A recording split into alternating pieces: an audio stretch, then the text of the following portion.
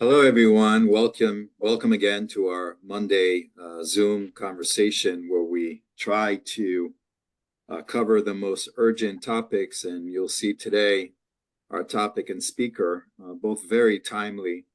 When Israel responded to Iran's previous attack a few weeks ago, the assessment was that Iran was hit so hard that we would uh, avoid this tit for tat kind of cycle, but it looks more and more likely on the eve of the American elections, more and more likely if you take Iranian leadership at their word, as well we should, that there will be another Iranian response, and also the threat that it's going to be much more significant than previous rounds. I think it's important for everyone to understand, that October was one of the bloodiest months in Israel since October 7th. So there's tremendous pain in many families in Israel, both soldiers and civilians that lost their lives both in the north and the south. The bottom line is this is nowhere near done. There's still a long way to go. And Iran still has significant capabilities, despite all the assessments about Iran being naked or Iran being stripped of its defense resources. It is still a country that can hurt Israel very, very significantly. So we're watching this very seriously on the eve, of course, of the American elections. And there's a lot to discuss today. And I want to pass it on to our very able director of the Southeast, Mark Sachs, to introduce our speaker and our topic today. Mark, go ahead. Thank you, David. We're privileged to have Michael Pregent here today. Mike is a senior fellow at the Hudson Institute and a visiting fellow at the Institute for National Strategic Studies at the National Defense University. He's a former intelligence officer with over 28 years of experience working on security, terrorism, counterinsurgency, and policy issues in the Middle East, North Africa, and Southwest Asia. He is a notable expert on the Islamic Revolutionary Guard Corps and its terrorist proxies. He served in Desert Shield and Desert Storm, served as a liaison officer in Egypt during the Second Intifada, as a counterinsurgency intelligence officer at CENTCOM, and as a company commander in Afghanistan. And as a civilian, he later worked with CENTCOM from 2011 to 2013 as a violent extremism and foreign fighter analyst. He holds a master's in strategic public relations from George Washington U, and is a graduate of the U.S. Army's Defense Language Institute in Modern Standard Arabic and Egyptian dialect. So I take it from that bio, Mike, is going to be quite an interesting discussion today. And, thank you for your service, Mike, and thank you for being here today. Well, thank you for having me, and of course, this is an honor to give my point of view on what's going on. Spent 20 years in the military, was an intelligence officer. I was also enlisted, and learned Arabic and deployed 3 times to combat zones, meaning a veteran of Desert Storm, Desert Shield, Afghanistan, and Iraq. And Iraq is really where I cut my teeth, being a counter-Iran intel officer, doing strategic engagements with captured Iranian, Iraqi-sponsored militants, and even Lebanese Hezbollah captives like Moussa Dakdouk, who was responsible. Sorry? Could everybody please go on mute? Right.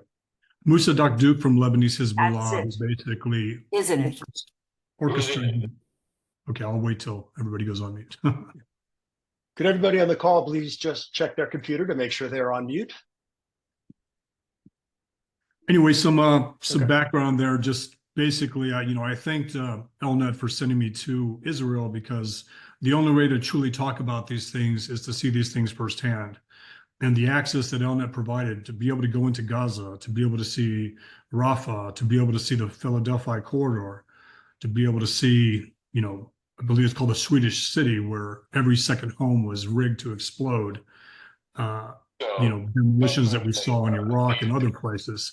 So in all that, it's an accidental career. I've just been able to look at U.S. foreign policy when it comes to dealing with geopolitical adversaries and also enemies of this country, to include the Islamic Republic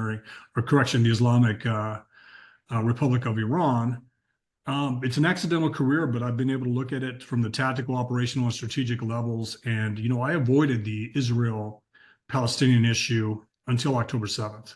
I declined to talk about it because in my counterinsurgency experience of getting Sunni Arabs to fight Sunni extremism, that topic was always something you kind of stayed away from. You had to have these temporary alliances, and you have to ask people to do very difficult things.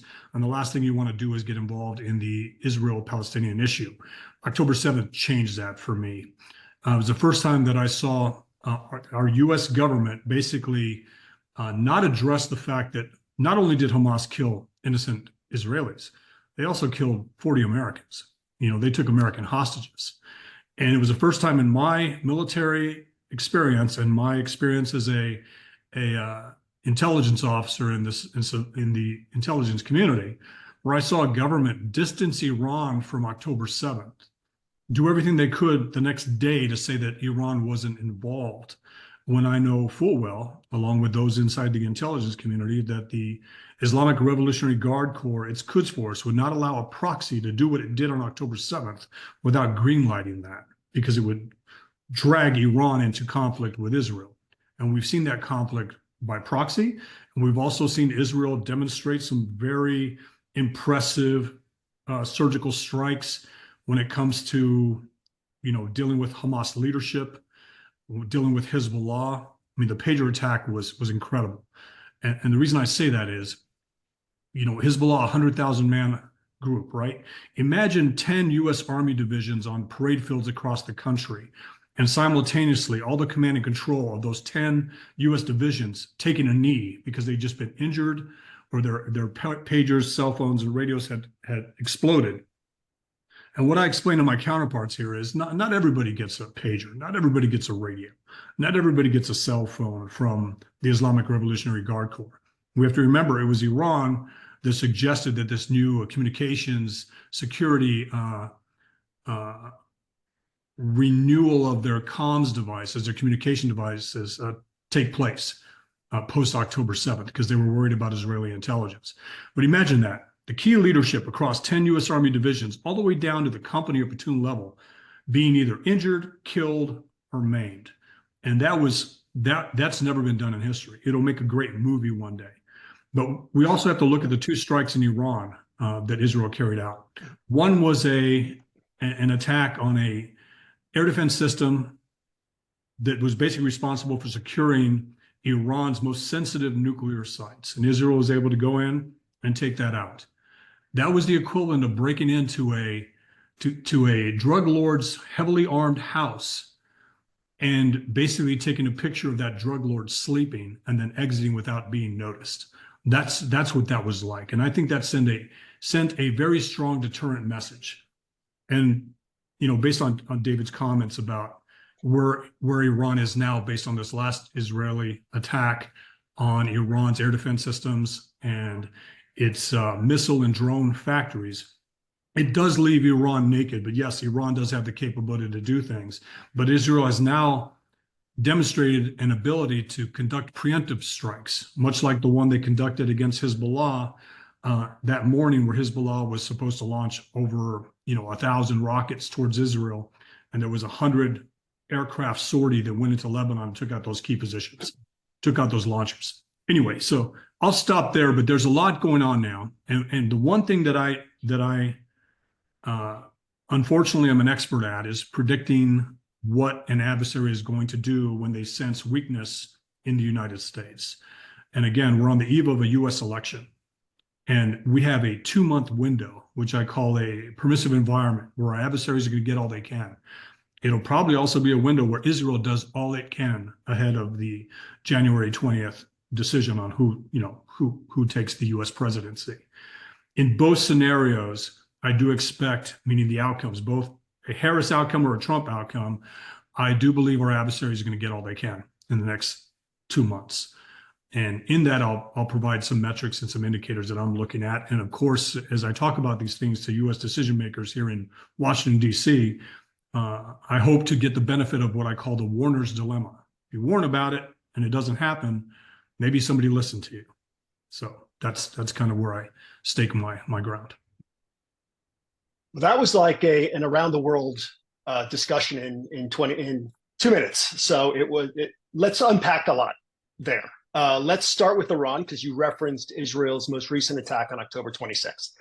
Israel, I think, roughly 100 manned and unmanned aircraft took out 20 installations at least. And 3 of them are, I think, pretty substantial, but I'm not entirely sure why. And I'd like you to shed some light on them. One is the Parshin military complex. The other is the Kojir military complex. And the other is the Shahid Hamat Industries Group. From what I understand, those are 3 really important strategic sites that Israel took out, possibly in addition to some others. So could you explain what the relevance or the importance of those sites are? Well, each site gives the Islamic Republic of Iran a capability, a production capability, a strategic capability when it comes to, gray zone weapons tactics and gray zone technologies, meaning cybersecurity, cyber attacks, other things. But the real reason that Israel decided to take those 3 sites out was because those are the most heavily protected sites. Those are the sites that if you take those sites out, it demonstrates a capability that you can do anything. We have to remember when Haniyeh was killed inside of Tehran. It was one of the most protected sites. It was an Israeli strike that took out the room that Haniyeh was in, and it demonstrated capability to take out anyone inside of Tehran, even though they were a protected asset. The targeting of those facilities, again, demonstrates Israel's knowledge of Iran's tactical capabilities, operational capabilities, and strategic capabilities, from nuclear all the way to cyber attack, all the way to providing their proxies with the capability to conduct a nuclear, biological, or chemical type attack on U.S. allies and Israel, of course. It's basically Israel demonstrating that they can hit anything at any time in order to reestablish the deterrence ladder.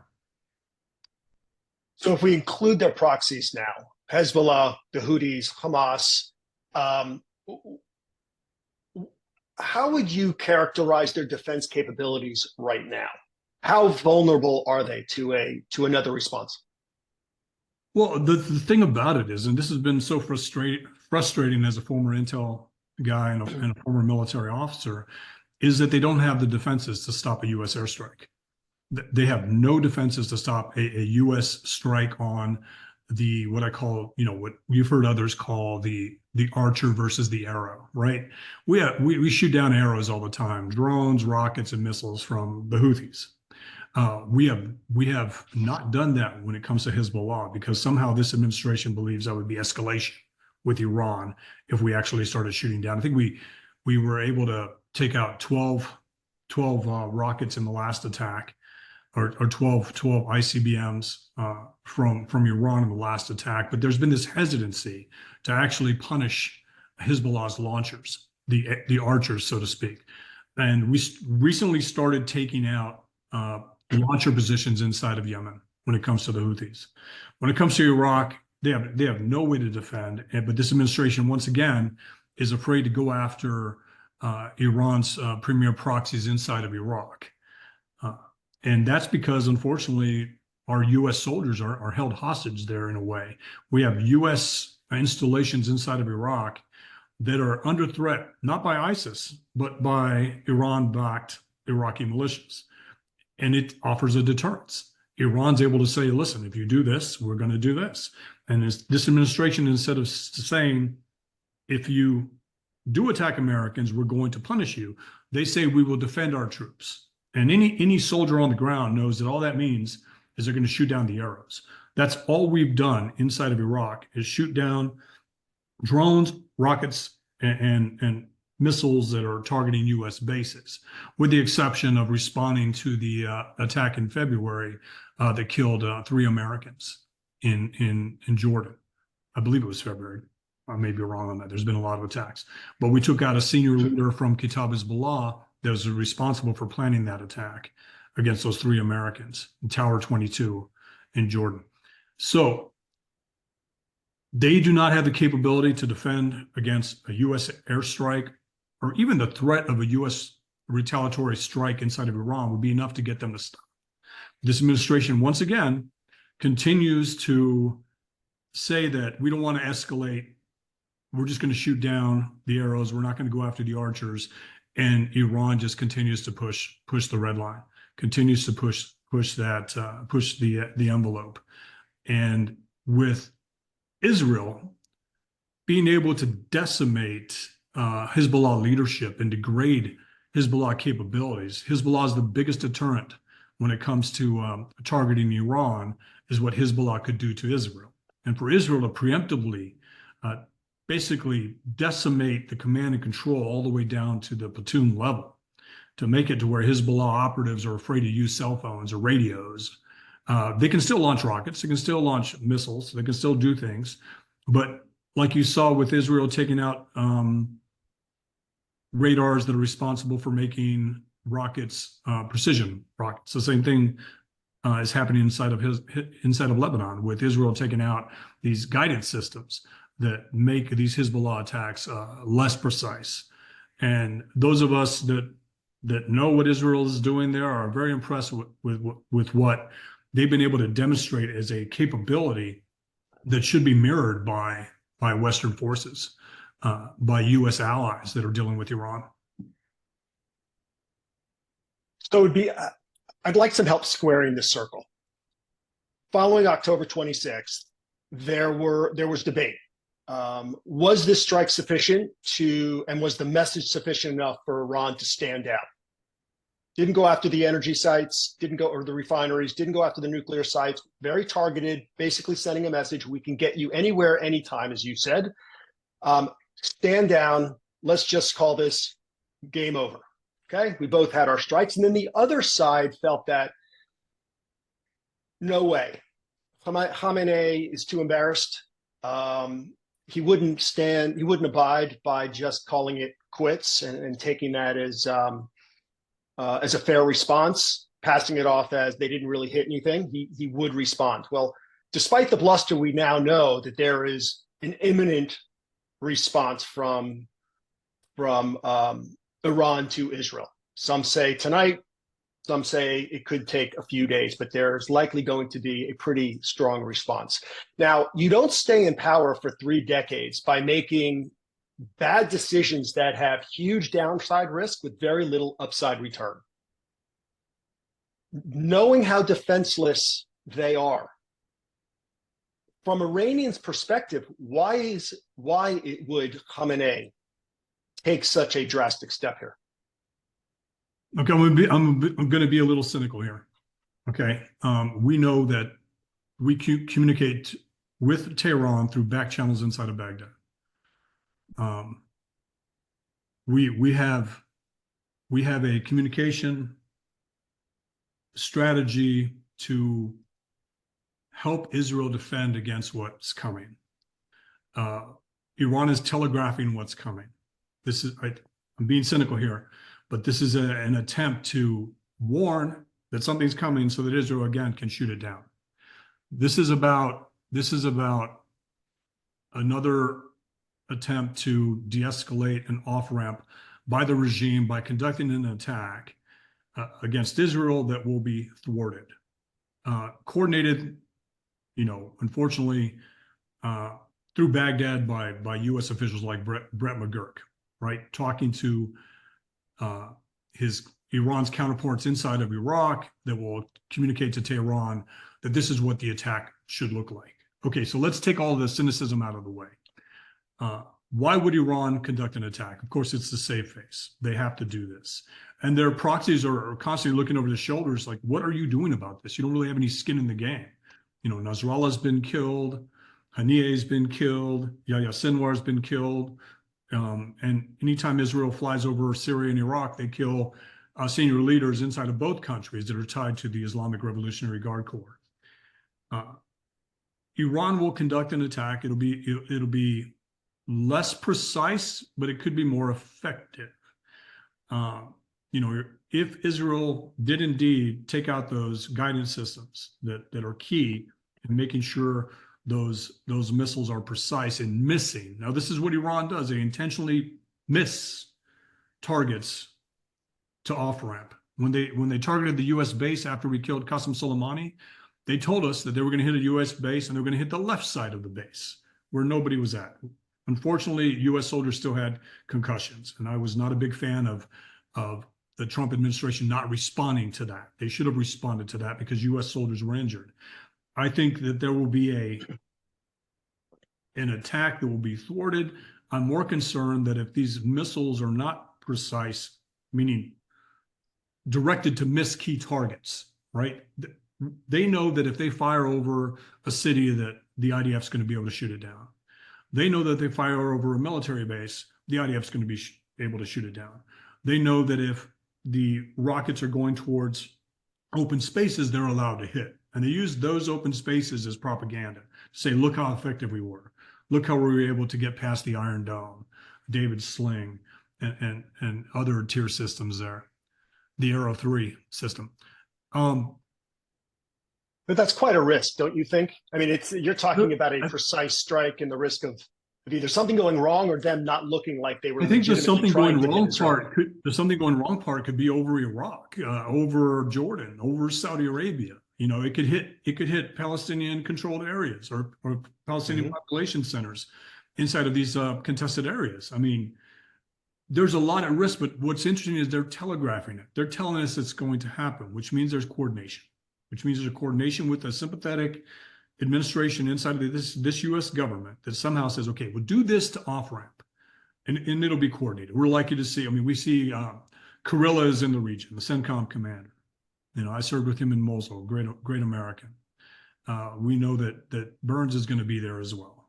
People are coordinating. Brett McGurk's coordinating. And it'll be much like the last two attacks where, you know, the U.S. participates, the UK participates, Jordan participates, Saudi Arabia participates in countering the Iranian response. The biggest threat, of course, is a coordinated attack where Hezbollah launches whatever they have left as part of this, and it's synced in a way that could possibly overwhelm. That's the biggest threat, and that's why we, you know, those of us that are looking at this are very impressed with what Israel has been able to do to degrade Hezbollah's ability to do a lot of these things. So again, I think it'll be a face-saving gesture, but it doesn't mean it can't be impactful. It doesn't mean that there won't be civilian casualties. Let's take the civilian casualty issue. If there are civilian casualties inside of Israel, Tehran will be worried about that response. That's not what Tehran wants. Tehran wants to be able to say they hit military targets, they hit a military base, they degraded a capability. If they actually kill civilians inside of one of Israel's population centers, the regime will look at it as a mistake. I do believe that. Could you talk about the reports that Iran is heavily arming Iraqi Shia? And presumably that's because Hezbollah has been so degraded. Would that be a fair assumption? And could you talk about to what extent they're arming the Iraqi Shia? Yeah, so the Iraqi Shia militias, I'm not really impressed with them. We saw them during the ISIS campaign. They lost 15,000 fighters when they were trying to attack a 1,000-man ISIS position in Tikrit. They have more of a Allahu Akbar, let's go that way and kill everything mentality. It's more cannon fodder. Can they launch drones? Yes. Can they launch rockets and missiles? Yes. But to be able to equip them, to be able to put them in motion, would not go undetected by U.S. intelligence and Israeli intelligence. You have to remember that Israel has conducted, I think, 6 to 7 airstrikes over time inside of Iraq to target Iraqi militias as they were moving rockets and missiles into Syria to be used against Israel and the Levant. And the Iraqis knew there were Israeli airstrikes, and the Iraqi people did not have a problem with Israel targeting Iraqi militias tied to Iran. And that was really interesting that Israel was able to do that with impunity inside of Iraq and inside of Syria. In Syria, Putin sat on his hands. There were no S-400s launched. There were no S-300s launched. There were no Russian air defense assets controlled by Russians launched at the IDF. And the IDF was able to, or the Israeli Air Force was able to conduct 2 to 6 hour air campaigns inside of Syria to target and dismantle Qasem Soleimani's land bridge and its rocket and missile capabilities, manufacturing capabilities inside of Syria. I'm not worried about the Iraqi militias because they're not organized and they have this this rush towards the fight mentality, but they're cannon fodder. They're not strategic. We have to remember that Hezbollah could operate at the brigade level before Israel decimated its capabilities. What I mean by the brigade level is have a maneuver element supported by indirect fire, supported by other assets, coordinated, almost like an army, very, very similar to a very capable army. The Iraqi militias are not that. The Iraqi militia success looks like a convoy of trucks with some Ya Hussein flags going towards the target. And we've had no problem taking out Iraqi militias. You know, I served in Iraq for 5 years. We had no problem taking out the Iraqi militias, and I have not seen them become more sophisticated. You know, when it comes to drones and rockets, they can fire them, but they're not precise. All right, so you said a couple of things that are going to lead me to that. My next question: two of Iran's 3 strategic assets have either been completely degraded or proven ineffective. So one is Hezbollah, and their forward operating terrorist proxies have been decimated. Hamas, Hezbollah, you're telling us that the Iraqi militias, not so effective. The only remaining strategic asset would be their nuclear program. Right. With that in mind, you mentioned the aerial pathway that Israel cleared on its way to Iran. They used Syrian airspace, Iraqi airspace on their way. They destroyed a lot of the S-300s and other air defense systems. They easily went into Iran and struck almost anything they wanted to quite easily.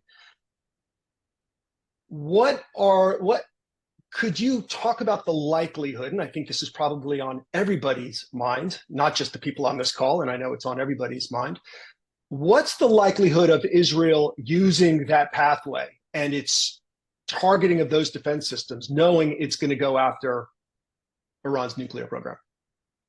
Well, or thinking it will. There's nothing in that airspace that's going to be able to stop what the Israeli Air Force wants to do, right? And in that, along that path, they can target high-value targets inside of Iraq, the leaders. The way to go after the Iraqi militias, you could decimate their confidence and their decision-making by taking out 5 key personnel. And I've talked to the administration ahead of the Qasem Soleimani strike on who those 5 individuals were, and 2 of them were killed that day, Qasem Soleimani and Abu Mahdi al-Mohandes. When it comes to what Israel can do, it would be more effective if the U.S. was part of this, right? It would be more effective if the U.K. was part of this. And part of those leaked documents that came out ahead of the Israeli strike were very concerning to a lot of us. We cannot have sympathetic people inside of the U.S. government that believe somehow there's a moral equivalency between the Islamic Revolutionary Guard Corps and its proxies and the free people of Israel, you know, the only democracy inside of the Middle East. And, you know, when it comes to Iran's nuclear, you know, deterrent, it doesn't exist yet, meaning it hasn't been, they haven't developed a bomb to put on top of a, you know, ballistic missile that can target Israel. They have the ballistic missile that can target Israel. They have the enriched uranium where they can build bombs, but there is also a heavy red line, not only from US intel, but I believe Russian and Chinese intel as well, that you use the threat of a nuclear program to gain concessions from the US that opens up your market to Russia and China and to Europe. I call the JCPOA a economic incentives program designed as a heavily flawed arms deal, meaning the JCPOA was never about stopping Iran's nuclear program, but it was about opening up Iran's economy to geopolitical competitors and also Europe. And I do believe there's a red line there that Iran knows not to cross. And it's not only with the US, but I do believe it's with Russia and China. I've heard people very close to Putin when we do these track 2 engagements with people very close to Putin that say that it is a red line. If Iran had a nuclear weapon along their border, and they call their border former provinces or former republics. They do not want to allow an Islamist country or an Islamist regime to have a nuclear weapon on their border. China doesn't want it either. They look at Iran as something they can take advantage of. They look at the Islamic Republic of Iran as a resource-enriched environment that they can exploit.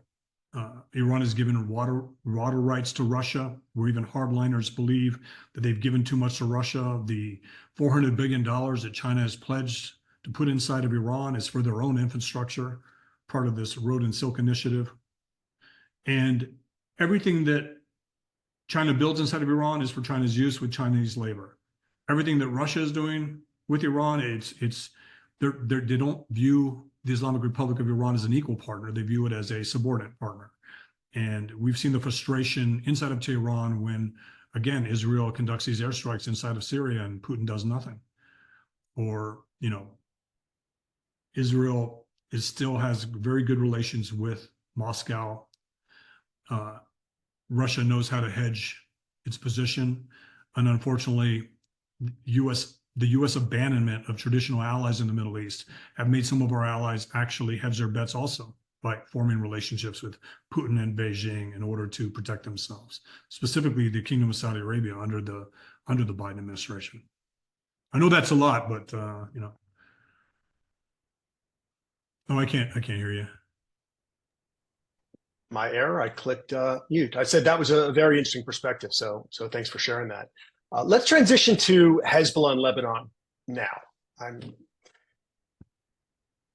From what I've read, the Lebanese army is among the weakest in all of the Middle East, while even a degraded Hezbollah is still much stronger and still considered to be one of the most well-armed armies in the Middle East still. Are you skeptical or hopeful that the Lebanese people can reclaim Lebanon for themselves from Hezbollah? And what needs to be done to prevent Hezbollah from reconstituting? I'm more confident in the Lebanese people than I am the Lebanese armed forces. We have to look at two serious mistakes that we've made when it comes to Lebanon and Iraq.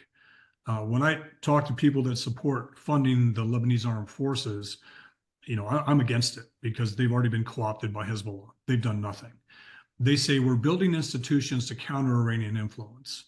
And my counter to that is, no, you're building institutions that are being co-opted by Iran. We have to remember that we were not able to call on the Iraqi military to go after the Iraqi militias. That's a failure. We fund the Iraqi military. We built the Iraqi military, yet we know that we cannot call on it to counter the militias. We built the Lebanese armed forces. We fund the Lebanese armed forces. We advise the Lebanese armed forces. And nobody called on the LAF to stop Hezbollah, because we have to admit, the LAF is not going to stop Hezbollah, and the Iraqi military is basically one and the same with the Iraqi militias. If you look at the leadership inside of Iraq, it's based on the Hezbollah model. The Badr Corps, Iran's premier proxy inside of Iraq, controls everything inside of the Iraqi MOD, the Ministry of Defense, and the Ministry of Interior. When it comes to the LAF, I will talk to hopeful people inside of the Biden administration that say, listen, then now's the time for the LAF to do something. Now's the time for the LAF this is what we've been waiting for. It degraded Hezbollah and supported the Lebanese people to get Hezbollah out. This is the time for the LAF to move. But what is the LAF doing? Complaining about Israel's attacks inside of Lebanon. They're not helping Israel. Maybe they are, and I hope they are, helping Israel target Hezbollah. Now, that would be an indicator. That would be something that if your group started getting indicators that the LAF was helping the IDF target Hezbollah key leadership, then that would be something that would be great to not hear in public, but great to continue, right?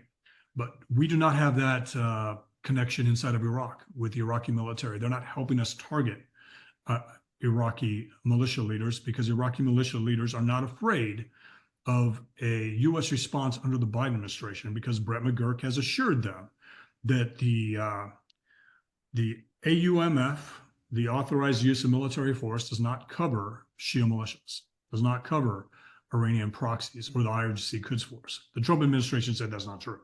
I agree with that as well. But the failure to get the LAF to be responsive and the failure to get the Iraqi military to be responsive to counter Iranian influence in their countries has been a pathetic, avoidable error. So what steps need to be taken to empower the Lebanese people? If you believe the Lebanese people, but you were hopeful that the Lebanese people can reclaim Lebanon from Hezbollah, how would that happen without the Lebanese armed forces? All right, so you're hearing the Lebanese people say that this is the time to do it. You're hearing Lebanese politicians that are no longer fearful of saying anti-Hezbollah things, about dismantling Hezbollah and targeting Hezbollah, and in some cases, defending Israel's right to strike Hezbollah leadership. That needs to be amplified. The power of Western media to cover what's going on inside of Lebanon when it comes to Lebanese people countering what Hezbollah is trying to do. And we look at the new leader, right? Naib Qassem. He wants to hold on to political control of Lebanon. He's more concerned about controlling or staying in control of Lebanon. And that is their goal. This is the time to push. If we have any influence, all right, so nothing's going to happen under the Biden administration, unfortunately, when it comes to the Lebanese armed forces. But if there is a change in administration, there are people inside of a future Republican administration, a Trump administration, that will seriously look at using the carrot and stick when it comes to ensuring that U.S. dollars going towards an entity like the Lebanese armed forces, that it's effective, that they have commanders. The commanders are replaced that have ties to Hezbollah. There are things we can do. We can vet commanders. The problem is we ignore their relationships, much like we ignored everyone inside of the Iraqi military that has a connection to the Badr Corps. And the reason I keep bringing up the Badr Corps, it's the only entity that has not been sanctioned by the U.S. And it is Iran's premier proxy inside of Iran. It's the gatekeeper. Everything that happens when it comes to Kitab Hezbollah, Asab al-Haq, or these other militias is green-lighted by the Badr Corps. And yet it will not, it continues to not be designated, and its leader, Hadi al-Amri, continues to avoid designation. And it's because, when I was in Iraq in 2007, the CIA made him a source. And they made him a source, and they've never taken that protection away. And that protection definitely needs to go away, because everything that Iraqi militias are doing inside of Iraq and the Levant are green-lighted by the Badr Corps. So the quick answer is we know who the bad guys are. We continue to ignore their relationships with terrorist organizations.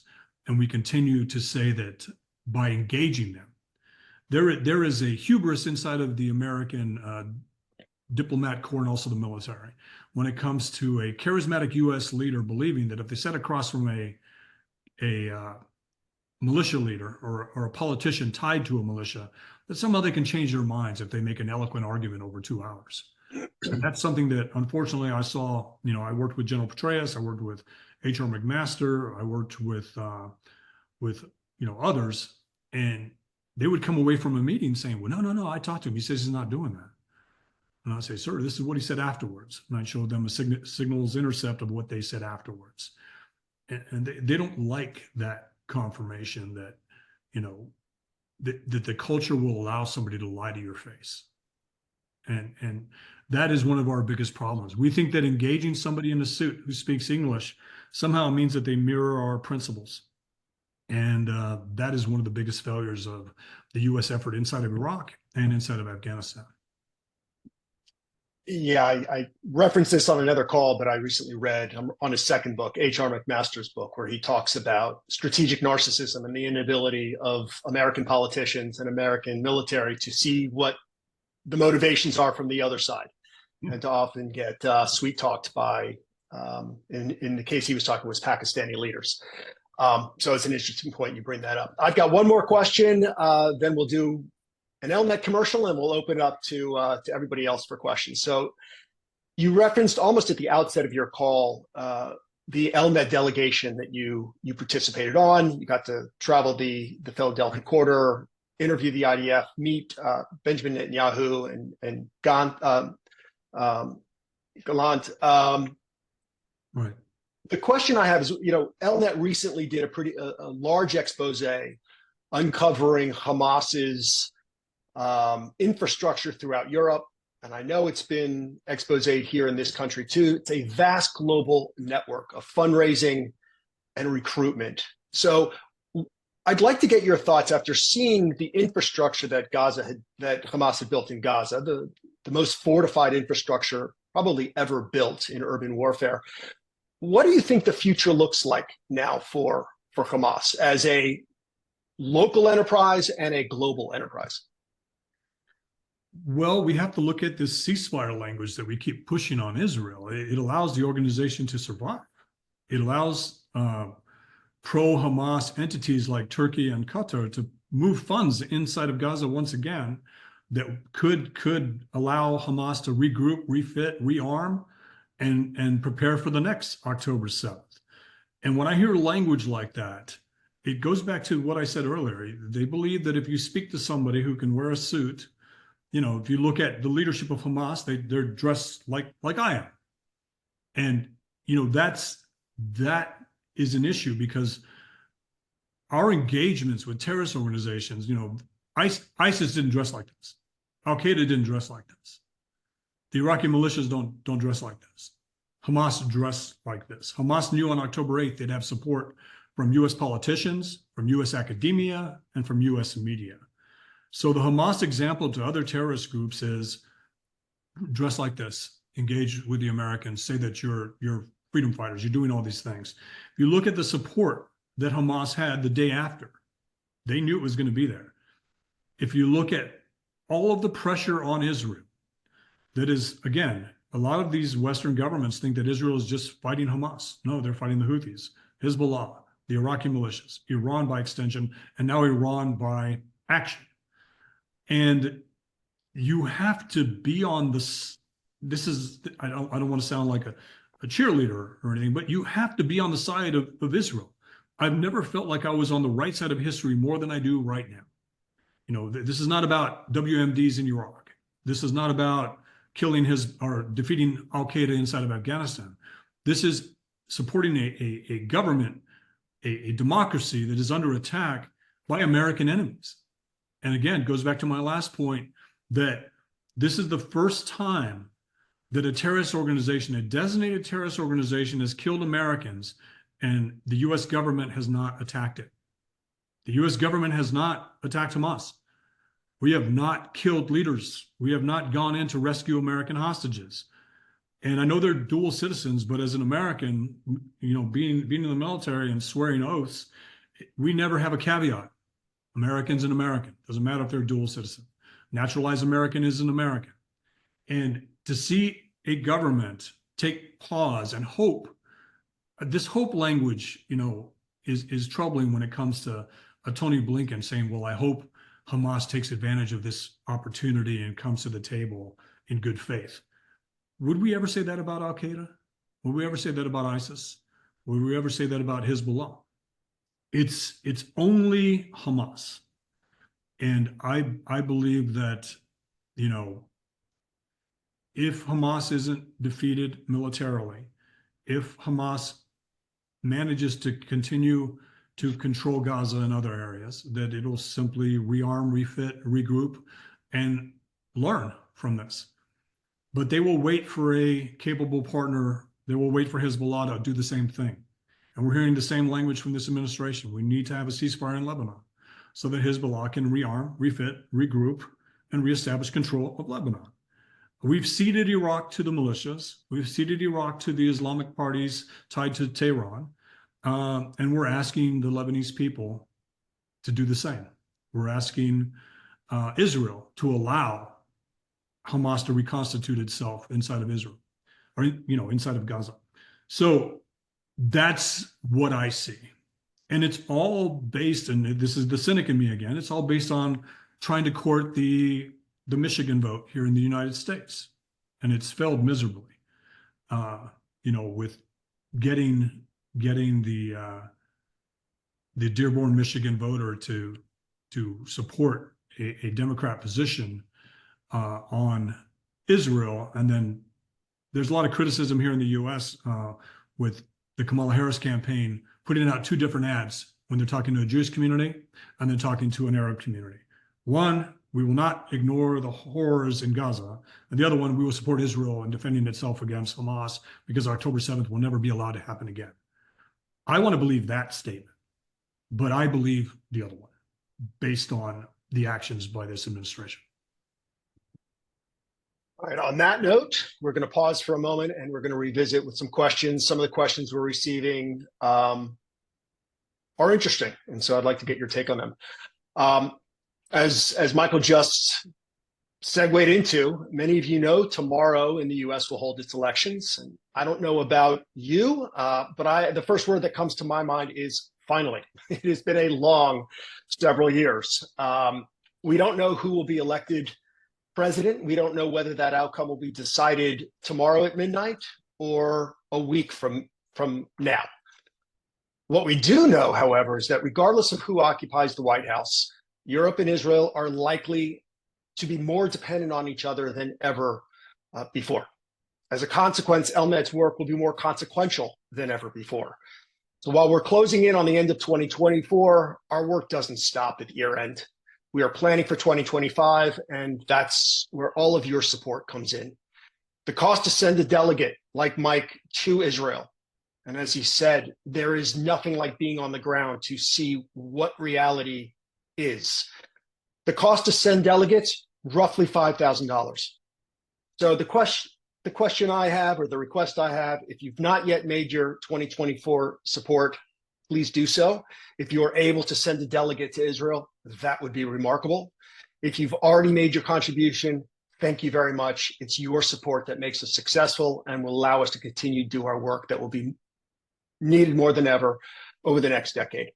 So with that, let's turn to some questions. I've got a question from Pamela Rose here, and I'm going to paraphrase it because I think it goes to what we discussed a moment ago regarding strategic narcissism.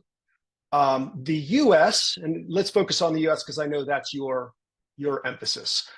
The US has made a number of bad decisions throughout its history. And I will say it's not just recent and it's not just Michigan, it's decades of making bad decisions because we seem incapable of seeing what the modus operandi is and the motivating factors for the other side. For instance, we helped fund, to a large degree, the PA and the PA police force. It's done some good work, but hasn't been great. We've been funding the LAF to dismal effects. We funded Pakistan to great regret, I think, by our armed forces in Iraq. Could you talk about why Americans have this history of making these bad decisions? I can't believe it's malign or malevolent in any way. What's the reason for this? Well, I often ask myself the question, can democracies win wars anymore? Because you basically have a 2-year window to get it done. And the strategic goals ebb and flow based on where a commander-in-chief is, where a president is in that 2-year window. After you win an election, you have political capital. And then the last 2 years, you shift towards winning another election. And this ebb and flow, we saw it in Iraq. We were in Iraq 20 times for 1 year at a time with a different coach, a different strategy, a different team with different goals. Same thing in Afghanistan. In both cases, we lost Iraq to Iran. We basically handed it to Iran on a silver platter. We continue to arm and fund entities that support Iraqi militias. When it comes to Afghanistan, we gave it back to the Taliban. We make these temporary alliances. You're talking about Pakistan. You're talking about, Al-Qaeda and the freedom fighters against the Russians. We make these relationships at that time. And I will tell you, as somebody who has been embedded with indigenous forces, as a promise made by an American on the ground with an indigenous force is a promise meant to be kept until the next American comes in. We get replaced all the time. And we have examples of betrayal when it comes to U.S., the U.S. alliance, U.S. resolve, U.S. backbone, when it comes to supporting allies. We are more predictable if you're an enemy of the US. We're less predictable if you're an ally. And in each case, with the ISIS campaign, temporary solutions that will require future Americans, sons and daughters, to go into these areas in the Middle East to continue to fight against the next Islamic extremist organization that basically grows in their backyard, in the backyard of the Middle East. And that will continue, unfortunately. We have to look at our geopolitical competitors, right? Russia has the same foreign policy they've had for the last 30 to 40 years. China for the last 60 years. Iran since 1979. We change every election cycle to the point where our adversaries, our enemies, believe there are election outcomes in the United States that favor them. We got to get away from that. We have to become more entrenched, more strategic, and we have to be more predictable in where we stand on these issues. And because we don't, we will have permissive environments. You know, there is a permissive environment that has been going on for 4 years when it comes to our adversaries to get all they can. They believe that the U.S. administration is weak. They are also counting on the next administration to be an isolationist one, where they will take advantage of that as well. And that's where you were talking about how Israel and European allies will have to be closer because they're worried about U.S. resolve, U.S. commitment when it comes to dealing with Russia and Ukraine and Russia expanding its threats against newly formed NATO countries or new members of NATO. So all those things are of concern. And it might take a stronger Europe to lead, to get the U.S. to follow when it comes to crises, because we change, we ebb and flow. George Bush, when he came in, was going to be an isolationist president until 9/11 happened.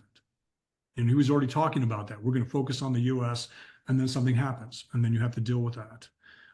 That's one of the biggest challenges, is we continue to force our allies to hedge their bets by courting our geopolitical competitors and in some cases adversaries. Yeah, it's interesting. Are you familiar with Matt Koenig? He's at the Atlantic Council. I'll write his name down. Yeah, he wrote a book called A Time to Attack a number of years ago. And one of his premises of the book was that democracies are much better when it comes to escalation than a dictatorship. And what you just said seems to invert that a little bit. And it's an interesting discussion to have. I'd like to turn the floor over to Omri Dahan, who has a question, I believe, about Hamas. Hi, Michael. Thank you so much. Thank you, Mark. So when I get frustrated, which is the daily experience for me, I'm sure for a lot of us, I have this kind of fantasies about what could be done. And in my kind of fantasy bingo card of a aligned U.S. administration, I imagine a kind of maximum pressure campaign on Hamas to release the hostages. And the things that come to mind for me, I'll tell you in a second, but I'm curious, are those realistic? I suspect they're unlikely to happen, but would they work? Number one, threatening to move the Alu database from Qatar to somewhere else. Number two, threatening to stop aid to Egypt, north of $1 billion a year. Number three, threatening to kick Turkey out of NATO. The three big sponsor states, on top of obviously threatening to take out Iran's nuclear capabilities. Would they work as unrealistic as they seem to be based on the current behavior of this administration? I would have said exactly what you said. Those are the three or the four places we need to work on. If the administration on October 8th would have said, once we realized how many hostages were taken by Hamas, would have went straight to Tehran and said, have your proxy release them, or there will be pain.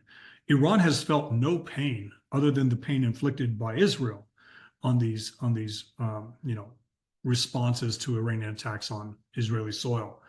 Iran has not felt maximum pressure. In fact, they've been flush with cash since the Biden administration came in. Qatar, I wrote a piece in The Hill talking about Qatar, about moving that base out of there, about canceling the 10-year contract.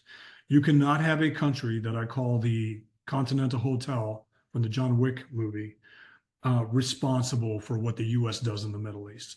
You cannot have a country that is the bar in Star Wars, punching above its weight. We have to remember the Qatari royal family had members kidnapped by Kataib Hezbollah in Iraq. And Kataib Hezbollah was able to exact a $1 billion ransom and have Qatar change the demographics inside of Sunni areas in Syria to allow Shia militias to move in. So Qatar, I call Qatar the divorce attorney for Hamas. They have no influence on Hamas. Their ticket item is their influence with the Biden administration. They have influence because they have influence with Brett McGurk, with Tony Blinken, with Jake Sullivan, with the Biden administration, with all these think tanks.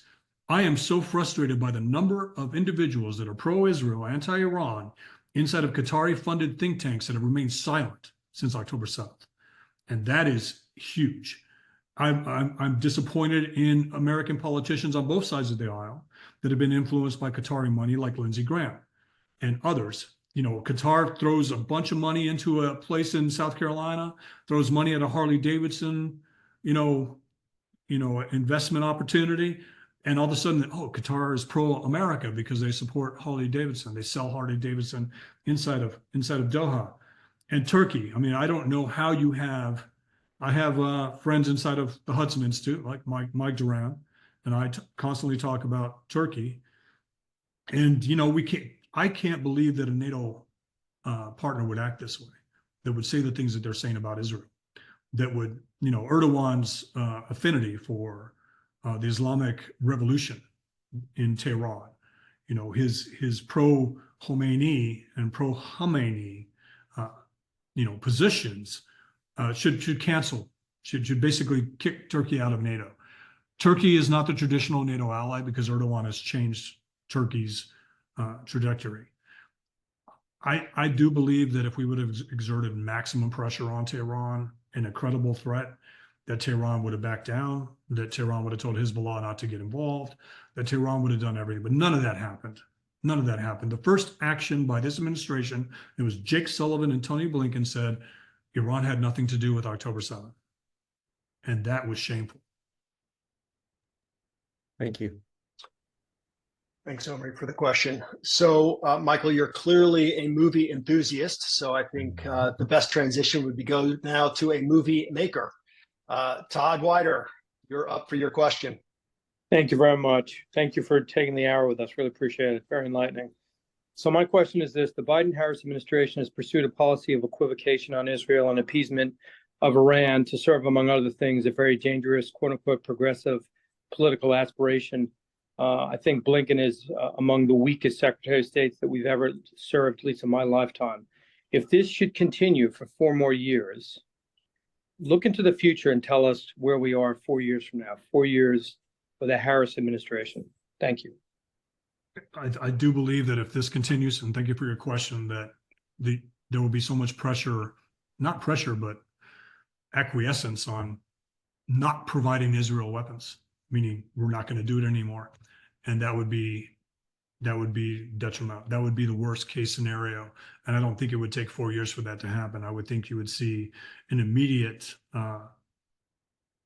decision by the US to not do that. Because this administration, you have to remember who Waltz is. Waltz took a pro-Assad position in Syria.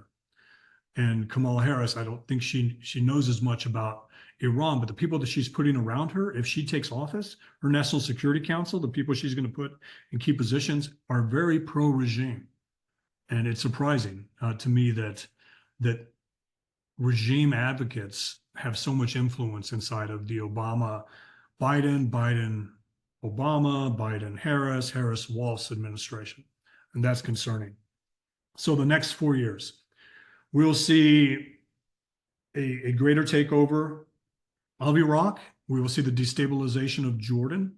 That is the real goal of the Iraqi militias, is to destabilize Jordan so they have a clear path into the Levant to threaten Israel. We have,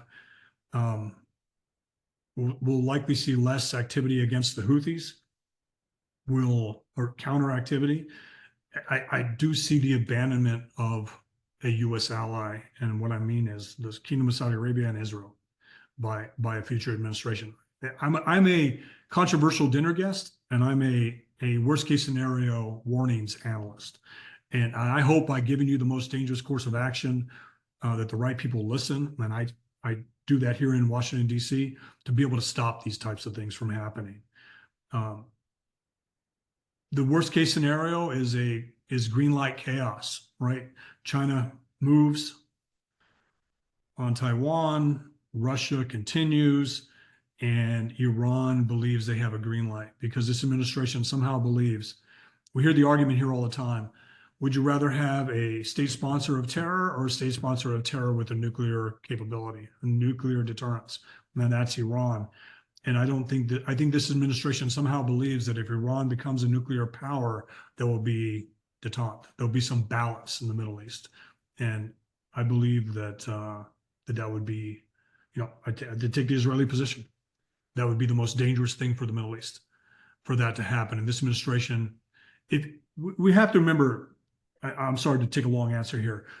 The same people that are inside of this government, from Secretary Austin to Jake Sullivan to Brett McGurk to Tony Blinken, are the same people that failed in 2007 with the Iran deal, and in 2015 with the Iran deal, in 2007 with the ending the surge in Iraq and telegraphing to Tehran that, hey, we want to work on a nuclear deal, and releasing all these hostages. They all failed with the mullahs in Iran, and they allowed the Russians and the Chinese to watch this failure. Remember, the Russians came out of these negotiations and said, I can't believe how much the U.S. is willing to give up to secure a JCPOA that expires in 2030. So I'm very concerned about what 4 years would look like. If the election is called tomorrow and Harris wins, our adversary is going to believe they have the next 4.5 years to do something. So there may be a tactical pause as they regroup, refit, rearm, and get ready for their strategic objectives. If Trump wins, they're going to have an accelerated window in which to do things over the next 2 months. And that concerns me as well. I think the important thing for all of us is to remember that democracies are not dictatorships.